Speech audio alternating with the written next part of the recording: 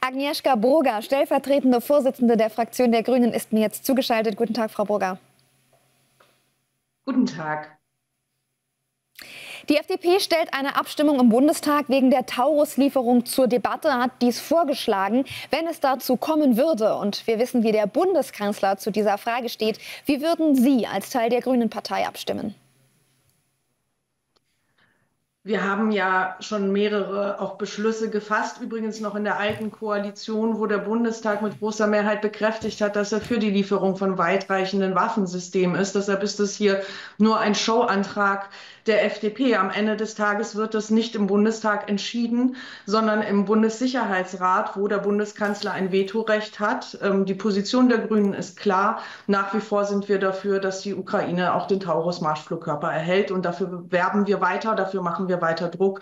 Robert Habeck hat sich ja auch dementsprechend sehr klar und deutlich geäußert. Frau Brugger, wenn Sie jetzt zurückblicken auf die letzten 3 Regierungsjahre, hadern Sie mit der Ukraine-Politik der Ampelregierung? Aus meiner Sicht haben wir die richtigen Schritte immer ein bisschen zu spät und ein bisschen zu wenig getan. Und deshalb ist es nach wie vor gerade in dieser extrem gefährlichen Phase, in der wir jetzt sind, mit dem Regierungswechsel in den USA, mit den Neuwahlen in Deutschland, in einer wirklich entscheidenden Situation. Wir sehen, dass Russland versucht, jetzt diese Situation auch massiv auszunutzen. Und deshalb sind jetzt alle demokratischen Parteien in Deutschland gefragt, keinen Zweifel daran aufkommen zu lassen, dass wir die Ukraine nicht nur weiter, sondern auch deutlich stärker unterstützen müssen.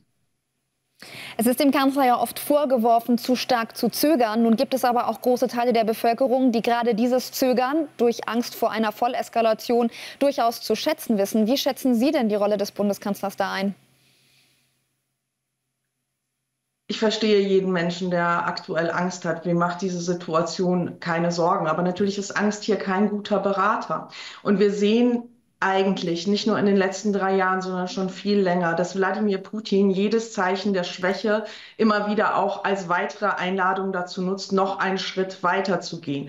Und wenn man sich einfach anschaut, wie das die letzten Jahre gelaufen ist, dann komme ich sehr klar zu dem Schluss, dass Nichtreaktion, Zögern, Zaudern, sich Angst machen lassen, dazu führt, dass die Situation eher eskaliert als klare und entschiedene Schritte der Unterstützung der Ukraine. Und der Bundeskanzler selbst hat ja immer wieder mit dem Argument geworben, zu sagen, wir machen als Deutschland nichts im Alleingang. Das ist ein valides Argument. Allerdings müssen wir doch jetzt feststellen, dass sowohl die USA als auch Frankreich und Großbritannien mit Blick auf weitreichende Waffensysteme einen anderen Weg eingeschlagen hatten. Und Deutschland sollte eben keine Alleingänge machen und diesem Weg folgen. Das sollte auch der Bundeskanzler tun. Frau Brugger, Sie sagten und Ihre Partei, die Grünen, sagen, als Grüne werden wir niemals Klimaschutz und soziale Gerechtigkeit gegen Sicherheit und Militär ausspielen, so wie das Friedrich Merz und Christian Lindner gerade tun. Was haben Sie damit gemeint? Aus meiner Sicht ist sehr klar, wie die Bedrohungslage ist.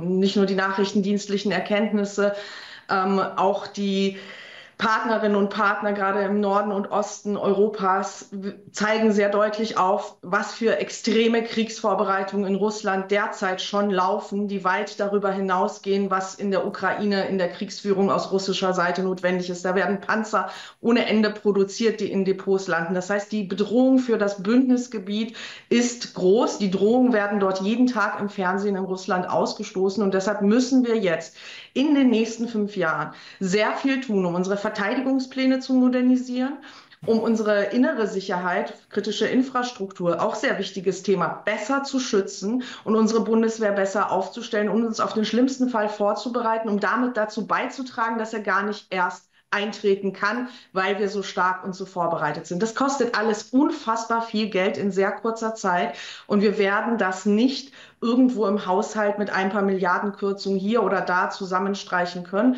Und außerdem glaube ich auch, wie übrigens viele auch in der Bundeswehr, dass das ein Problem wäre, dass das Gift wäre für den Zusammenhalt in unserem Land, wenn es jetzt heißt, hier Rente und Kita gegen Sicherheit und Panzer und eine starke Bundeswehr. Und da bin ich dazu nicht bereit. Das halte ich für wirklich verantwortungslos. Vielen Dank für dieses Gespräch, Frau Brugger. Sehr gerne.